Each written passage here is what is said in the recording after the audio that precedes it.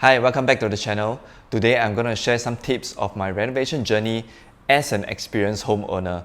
If you have not seen my house tour video or if you need some refresher of what renovation I did, I've put the video link inside the YouTube card. You can go check it out. So this is not my first house renovation. I learned a lot from mistakes, so I want to share all of them with you guys. As I'm preparing the script for this video and writing down the main points I want to cover, I realized I have so many things that I want to talk about. So I decided to make this as a two-parts video.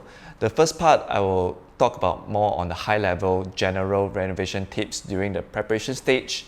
The second part, I will cover more on the design-specific renovation tips that I prefer. Alright, let's do it. Don't assume that this is your one and final house unless you're already in your 50s or 60s. If possible, always consider the resale value, which means you don't do renovation works that will affect the value, such as hacking down walls. For kitchen, I think it's okay. Even for new BTO, it comes with an open kitchen concept. But for bedrooms or toilets, if you have like a 4 or 5 room flat, don't make it like a one bedder or a studio apartment concept. Next point is don't do renovation work that is difficult to maintain or clean, such as an open wardrobe concept. It looks nice, but just not very practical. Or even like your ceiling cove light. To do ceiling cove light, you need to draw a false ceiling to connect to a wall, and you have your LED light strip to shine out. So for that false ceiling, you accumulate a lot of dust, all sorts of insects, cobwebs. So it will get really very dirty. So this is an example. Of course, you can do whatever you like, but financially, it's just not very smart. Especially for BTO, if once you fulfill that 5 years NOP, during that 5 to 10 years mark, you will definitely want to plan and re-roll another house during that period. Next is to have a budget in mind. I think a lot of people will mention about this, but I want to explain a little bit more and give you my take on this. Budget will include the breakdown of renovation, electrical appliance, and furnishing. Don't spend too much on unnecessary carpentry, or rather things that you cannot move together with you. Have a budget that makes sense. An example of something that doesn't make sense is you spend about 3K doing carpentry for a bed frame, but you spend less than 1,000 for the mattress and you get a very cheap bed sheet. So that doesn't make sense because the mattress and bed sheet is going to be far more important than the bed frame itself. If I have a budget of about 100K all in, I will allocate about 50K for the renovation, then the next 40K for furnishing plus appliance, then the last 10K for any unforeseen contingency. For usually the final quote that you get from the ID is not going to be final. Definitely you will have a lot of things to add on along the way. Spend on things that can improve the quality of your life, the living standards, like home appliance. Basically, things that you can move with you to the next house, like a better TV, like a better sound system, things that you use a lot. Or you can refer to my previous video where I share my top 5 home products that are worth buying. Next is a big question that you have to ask yourself is to engage ID or look for contractors. I would say look for contractors if you are in the following category. If you're renovating a condo, because condo comes with a lot of renovation works already done for you, like the flooring, the entire kitchen, toilets, the bedroom wardrobes, all done for you. What's remaining will be just a few items which you can easily look for contractors to get those work done for you. Look for contractors if you have very limited budget, like budget of less than 20K. Because usually for 20K, an ID will not be very interested and entertain you too much also. Look for contractors if you are very familiar with how the home renovation works, like the sequence, the dependencies, who has to come in and do what work first. If you're very familiar with all this, then of course get the contractors. So even if you have decided to go with an ID, my advice is don't rely on ID too much. Do your own homework and research for the design you want. Design is something very subjective. So even a senior designer who has been in this field for maybe 20, 30 years, the design he or she gave you might not be something you like also. I would say most of the ID will give you very standard HDB design template for new HDB, which is kind of understandable because they have did so many projects before already. And from the business perspective, it is safer to go with something that has proven to work. I see ID as more of a coordinator and a technical advisor, so it's important to choose someone that you can connect and click very well with. If you want to do some research, go online and look for some design ideas.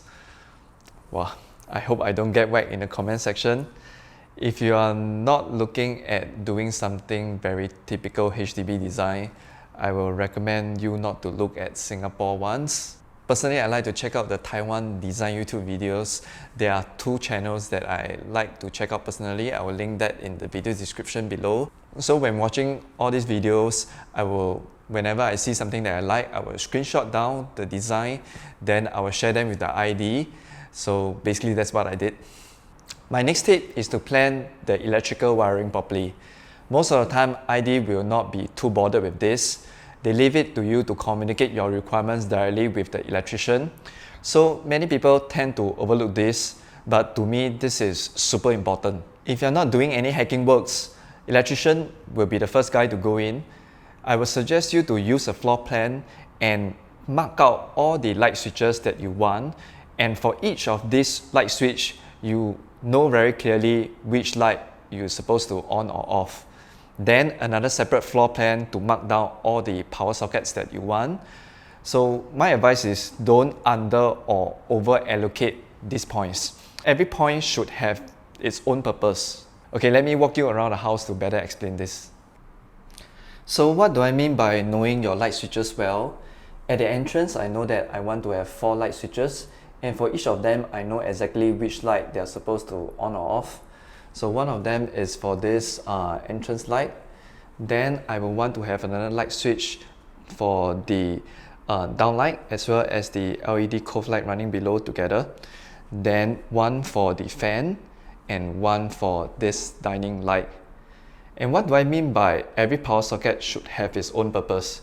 So I know that I'm going to put a shoe rack that will require a power over here. So I just put one right beside my shoe rack. And another example is underneath the dining table, I also have one power socket that you can see over here.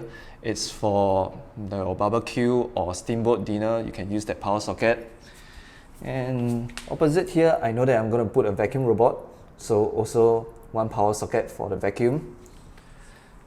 Then, there is also another one over here. This is my Akara hub for my smart home stuff, and it also serves as a very nice night light over there. Then more examples. Come, let me show you. I have a standing lamp over here, so that's why I have a power socket for the standing lamp. Then I also know that I'm going to put the Akara smart Akara smart curtain, so that will require a power also. So you can see the motor connecting to a power socket. So try to visualize and plan ahead which are the things that you're going to put and will require a power source. Besides planning for the electrical wiring, you will also want to plan for the network data wiring. This is another thing that the ID wouldn't care, and don't assume that the electrician is familiar with this as well. So I'll briefly explain to you how the data wiring runs and straight away give you the best recommended solution which should apply to most of the people, which is using the Google Mesh Wi-Fi system. Just get that. So I assume that every family household should have this open network device. Then you will have your fiber optic cable that should connect the other end to this optical network device. This used to be called optical network terminal, but now they sort of upgraded this to become optical network router, which means that all the ports behind can now be used. If you are having the newer BTO flats, then you will realize there are a bunch of data points over here that runs directly to all the different rooms. So what you can do is, if you need a wired connection, you can straight away connect one cable, one end, and the other end connecting to the data points. And for example, if you have a desktop machine at your bedroom too, that desktop machine will have a wired connection straight away from this optical network router.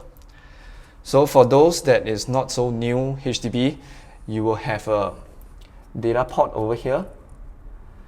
And what you want to do is one end connect here and the other end to the optical network router. And the output of this should be somewhere where HDB wants you to put your TV. and the output of that data cable should be coming out there to connect to your router. But for my case, because of my design, I definitely won't be putting my router over here.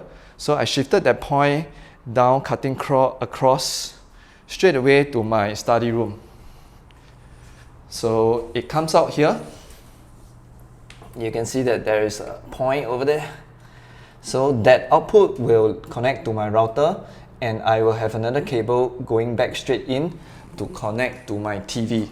So that's because I will recommend to have wired connection for the TV as well as for desktop machines. My last tip for this part is to always find out what is the next renovation work to be carried out and try to be on site as much as possible. Before any installation, reconfirm the measurement, the materials used, the color choices with your ID, and once it's completed, make a trip down, go and make sure that everything is okay before it's too late if there's any mistakes. That's all from me for today. If you have any questions, you can drop them in the comments down below. For the next part, I'll be sharing design renovation tips, which will be very useful for you.